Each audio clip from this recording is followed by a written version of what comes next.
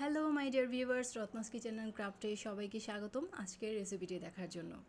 আজকে আপনাদের সাথে শেয়ার করব থাই জিঞ্জার বিফের রেসিপি। চলেন তাহলে দেখে নিন আজকে থাই জিঞ্জার বিফটি আমি কিভাবে তৈরি করেছি। এখানে একটা বাটিতে প্রথমে আমি একটা সস মিক্সচার তৈরি করে নেব। তো এর জন্য প্রথমে আমি এখানে অ্যাড করছি 1 টেবিল স্পুনের মতো ওয়েস্টার সস। এরপর অ্যাড করছি সয়া সস। এখানে আমি 1.5 চা চামচের মতো সয়া সস অ্যাড করলাম। যেহেতু আমি ডার্ক সয়া সস অ্যাড করেছি এর জন্য একটু কম রেখেছি। আপনারা যদি লাইট সয়া সস অ্যাড করেন সেক্ষেত্রে 1 টেবিল চামচ পরিমাণ সয়া সস অ্যাড করবেন। এরপর দিয়েছি 1 চা চামচের মতো ফিশ সস। এবার দিয়ে দিচ্ছি 2 টেবিল চামচ পরিমাণ চিলি সস।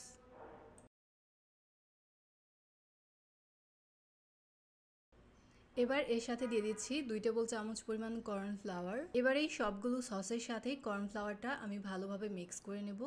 মিক্স করার জন্য সাথে আমি ইউজ করছি কিছুটা পরিমাণ চিকেন স্টক। চিকেন স্টকটা আমি আগেই রেডি করে রেখেছিলাম। তবে কর্নফ্লাওয়ারটা মিক্স করার জন্য কিন্তু গরম চিকেন স্টক অ্যাড করা যাবে না। চিকেন স্টকটাকে একটু ঠান্ডা করে নিয়ে তারপর এটাকে মিক্স করতে হবে। গরম চিকেন স্টকের সাথে অ্যাড করলে কিন্তু কর্নফ্লাওয়ার দলা বেঁধে যাবে। দেখেন সসটা কিন্তু রেডি হয়ে গেছে। এবার এটাকে একটা পাশে রেখে দিচ্ছি। এবার চলে যাচ্ছি মূল রান্নায়। চুলাতে একটা প্যান বসিয়ে এর মধ্যে দিয়ে দিচ্ছি 20 ml এর মতো সয়াবিন তেল। তেলটা গরম হয়ে এলে এর মধ্যে দিয়ে দিচ্ছি 5 থেকে 6 গ্রামের মতো রসুন কুচি। রসুনটাকে কিন্তু একদম ভালোভাবে ফাইনালি চপড করে নিয়েছি। এবার এই রসুনটাকে গোল্ডেন কালার করে ভেজে নেব। এর সাথে দিয়ে দিচ্ছি কিছুটা পরিমাণে থাই লিভ বা এটাকে লেমন গ্রাসও বলা হয়। এর সাথে অ্যাড করে দিচ্ছি 1 টেবিল চামচ পরিমাণ বাটার। বাটারটা মিক্স করে নিয়ে এর মধ্যে অ্যাড করে দেব 200 থেকে 250 গ্রামের মতো বিফ। বিফটা হাড় ও চর্বি ছাড়া। বিফটাকে দেখেন আমি একদম ছোটো ছোটো চিকন করে স্ট্রাইপ করে কেটে নিয়েছি। যেহেতু এটাকে স্ট্রাইপ করে কেটে নিয়েছি এটা কিন্তু খুব তাড়াতাড়ি কুক হয়ে যাবে। আর বেশি সময় ধরে এটা কুক করতে হবে না। বেশি সময় ধরে কুক করলে কিন্তু এটা রাবারি হয়ে যাবে, বিফটা সফটনেস নষ্ট হয়ে যাবে। তো খুব বেশিক্ষণ ধরে কিন্তু এটাকে আমি কুক করব না।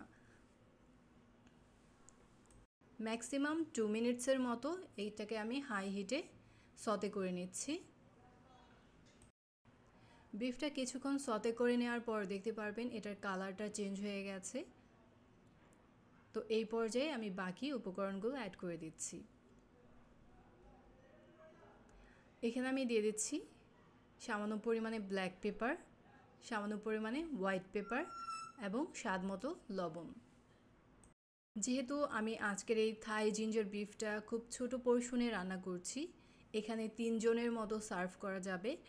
তো এই কারণে পেপার এবং সল্টটা খুব কেয়ারফুলি অ্যাড করতে হবে যাতে বেশি না হয়ে যায়। খুব অল্প অল্প পরিমাণে সল্ট অ্যান্ড পেপার অ্যাড করলেই কিন্তু হয়ে যাবে।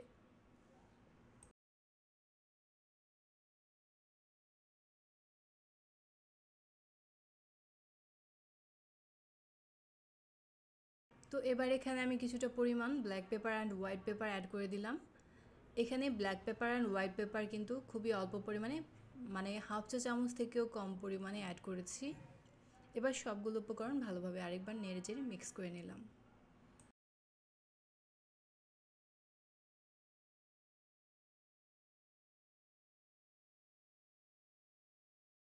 বিফটা যখন অলমোস্ট হয়ে এসেছে এই পর্যায়ে গ্রেভিটা তৈরি করার আগ মুহূর্তে আমি এর মধ্যে অ্যাড করে দিচ্ছি ক্যাপসিকাম। ক্যাপসিকামটাও আমি স্ট্রাইপ করে কেটে নিয়েছি। ক্যাপসিকাম যদি বেশি আগে অ্যাড করেন সেক্ষেত্রে কিন্তু ক্যাপসিকামের কালারটা চেঞ্জ হয়ে যাবে। আপনি চাইলে কিন্তু এখানে বিভিন্ন ধরনের কালারের ক্যাপসিকাম অ্যাড করতে পারেন, ইয়েলো অ্যান্ড রেড অলসো। তো ক্যাপসিকামটা আমি হালকা একটু নেড়েচেড়ে সতে করে নিচ্ছি। এরপরে আমি যে সসটা তৈরি করেছিলাম সেই সসটাকে এখানে অ্যাড করে দেব।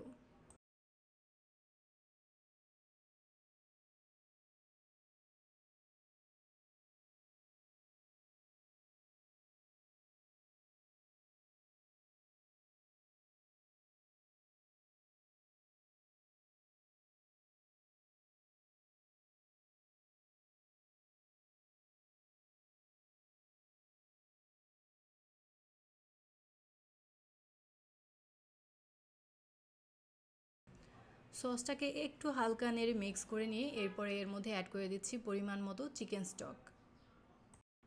চিকেন স্টক কীভাবে করতে হয় সেই রেসিপি আমার চ্যানেলে দেওয়া আছে, আপনারা চাইলে দেখে নিতে পারেন। অথবা বাজারে যে চিকেন স্টকের যে কিউবগুলি পাওয়া যায় ম্যাগি ব্র্যান্ডের, তো সেই কিউব থেকেও কিন্তু আপনারা চিকেন স্টকটা ইজিলি তৈরি করে নিতে পারেন।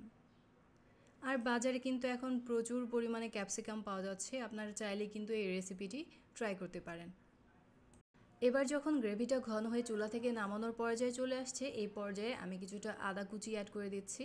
আদা কুচিটা অ্যাড করে প্রায় 10 সেকেন্ডের মতো এটাকে চুলায় বসিয়ে রাখবো। আমি একটু মিক্স করে নিচ্ছি।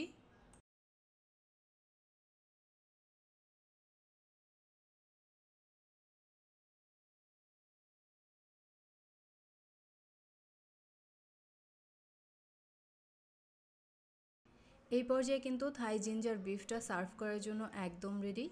আপনারা চাইলে কিন্তু এই থাই জিঞ্জার বিফটা মিক্সড ফ্রাইড রাইসের সাথে সার্ভ করতে পারেন, অথবা প্লেন পোলাওয়ের সাথেও কিন্তু সার্ভ করতে পারেন।